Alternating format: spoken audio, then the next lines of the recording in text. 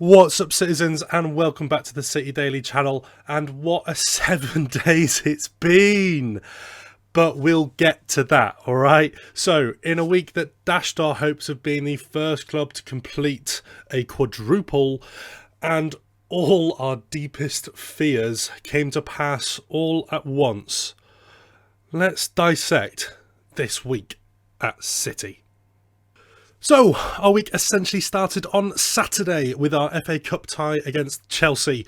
And to be honest, the less said about this game, the better. It was a weak lineup with plenty of subpar performances.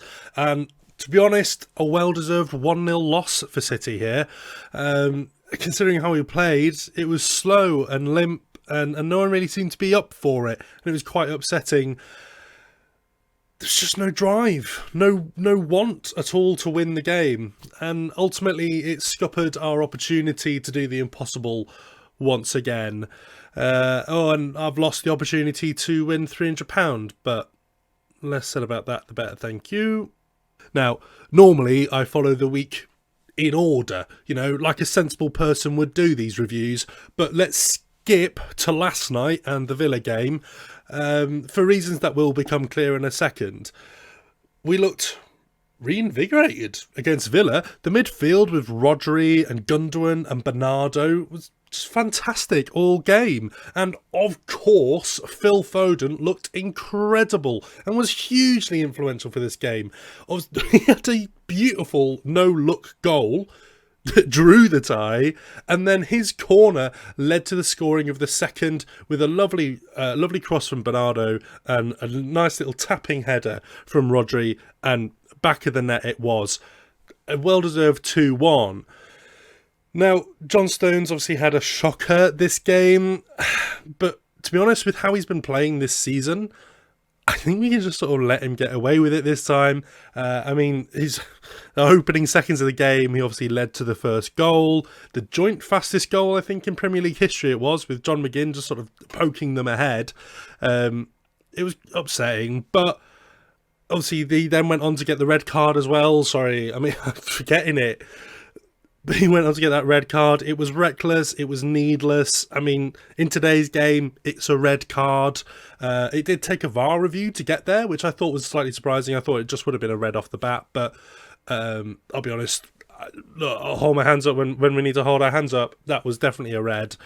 John Stones deserved to go off. It was down to 10 versus 10 at one point as well. So it was a tough game, a hard-fought win. Probably didn't need to be that hard of a fight considering how we were playing. But we are where we are. That's where we got to. 2-1. It's all right. 11 points gap at the top again. We'll take it. We'll take it, citizens. I'm telling you, we'll take it. Now, no review of the past 7 days in any context, leave alone a football one, would be remiss to not cover the £3.1 billion elephant in the room. The Super League was announced on Sunday night, leading to what can only be described as the craziest 72 hours of football and Twitter that I have ever seen. Now, the proposal to create this European Super League included 12 clubs from across Europe, 3 from Spain, 3 from Italy, and 6 from the Premier League. And sadly, one of those 6 was Manchester City. And it's got to be said, it was a terrible judgment by the ownership of this club. And let's be honest, it's probably one of the worst bits of PR that will ever come out about these owners. A poll the day after the announcement showed that the only fan base with an overall positive view on this European Super League was Juventus. Thankfully, we as fans clubbed together though, and from all 20 Premier League clubs, from across the football pyramid and from across Europe, we clubbed together and we made our feelings known, and it was scrapped, with City being the first to leave. Now, I don't think this is the end of the story. I still think there are definitely pretenders that are going to rise up to this, and Florentino Perez has made it very clear in the last few days that this is not over and that the Super League will continue to be pushed. We have obviously signed contracts again, which keeps being said, and I would not be surprised if we start seeing some lawsuits and legal proceedings being thrown at us and the other Premier League clubs and the other clubs that left, I would not be surprised if we start seeing them thrown at us in the not too distant. There have obviously been other fallouts of this. There are reports that one of the 6 owners from the Premier League is ready to sell. I wouldn't be surprised if that was Stan Kroenke at Arsenal or Daniel Levy at Tottenham, although Daniel Levy has sort of tied himself into the club with a new stadium.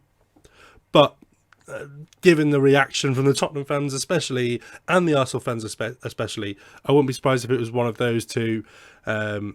John W. Henry seems very tied into Liverpool at the moment. Klopp still has a relatively positive view, and I think the fans are still happy as long as Klopp is in charge. And, well, Manchester United, they're not happy. The fans aren't happy. They will probably never be happy with the Glazer ownership. But once again, the Glazers have come out and said, we're not going to sell. Why would we sell the largest moneymaker that we have? Because that's what Manchester United is. It's a money maker. It makes so much money, and they pull money out of it every year. And it's got to be said, as much as I don't like Manchester United as a football club and their fans and everything, and we have the banter and we have the rivalry and the tribalism between us, as much as that goes on, the Glazers are bad owners, and the Glazers need to be kicked out of football. And then I'll come on to our own owners. I mean, Sheikh Mansour is fully committed to Manchester with the growth and the investment into the local area, with things like City in the community, investing into the surrounding area anyway with new training grounds. They've got plans to open up a huge new arena as well opposite the Etihad. I mean, they're tied in. They're tied into this area and this part of the world now. I don't think Sheikh Mansour would sell. I don't think it makes much sense anyway. What with a City Football Group, you can't sell your flagship club. But nonetheless, there are still questions to be asked about leadership. And if you want to see more about it, I've made videos about it. They'll be coming up in the top bins in a minute.